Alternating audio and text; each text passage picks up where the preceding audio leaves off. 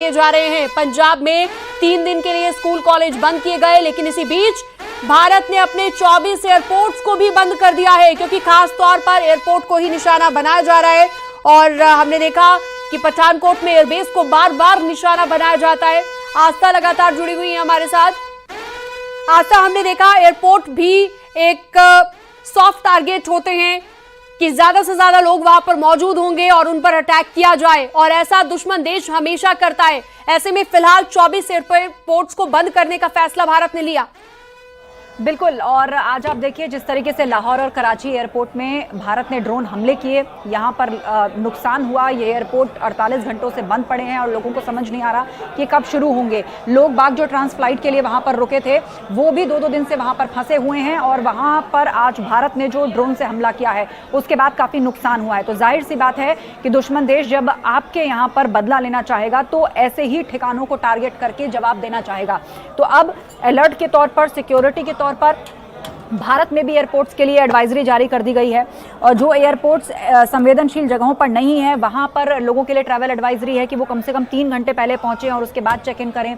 बहुत सारी जगहों पर एयरपोर्ट को बंद किया गया है, और क्योंकि यहाँ पर आप देखिए कि जो एयर बेसेस हैं और एयरपोर्ट्स हैं वो इस वक्त सॉफ्ट टारगेट हो सकते हैं पाकिस्तान के लिए, तो उन सबको बंद कर दिया गया है।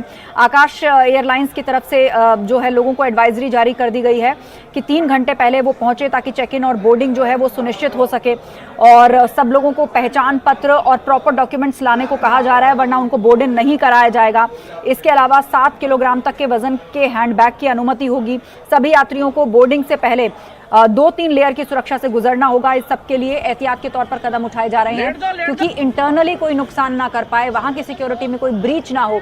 जब अक्सर युद्ध के हालात बनते हैं तो कभी कभी सेंटिमेंट्स में आकर बहुत तरह की हिंसक घटनाएं हो जाती हैं। तो उस सब से बचने के लिए, किसी तरह के इंटरनल बिट्रेयल से बचने के लिए इस तरह का कदम उठाया जा रहा है, और ये ट्रैवल एडवाइजरी सबके लिए जारी की गई है। सिविल एविएशन ने भी सिक्योरिटी के तौर पर अपने जो वो है मेजर्स हैं उसको बढ़ा दिया है।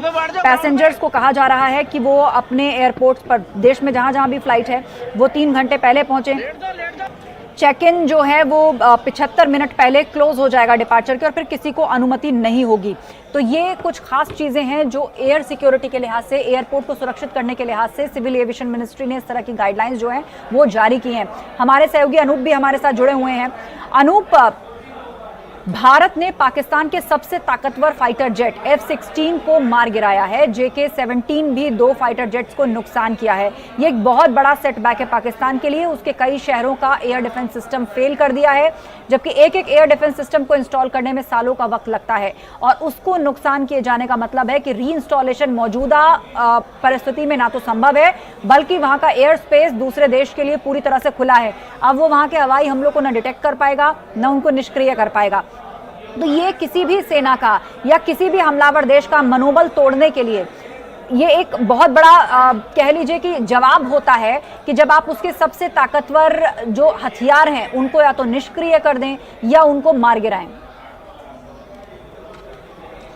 देखिए, आपको बता दूं कि कहीं ना कहीं पाकिस्तान को F-16 पर बहुत ही नाज था। उन्हें ये लग रहा था कि उनके पास F-16 है।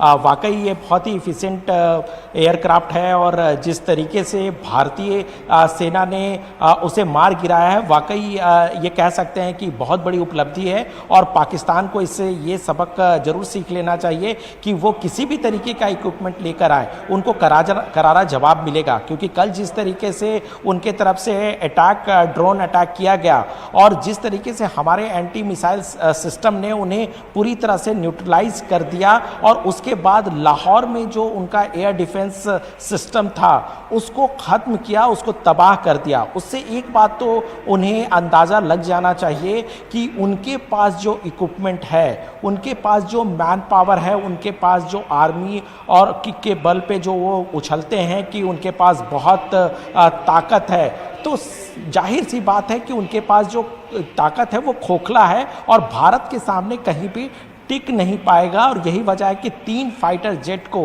भारतीय सेना ने जमींदोज कर दिया है। ये कहें तो ज़्यादा बेहतर होगा, क्योंकि लगातार भारत इस बात को लेकर के प्राउड फील करता है।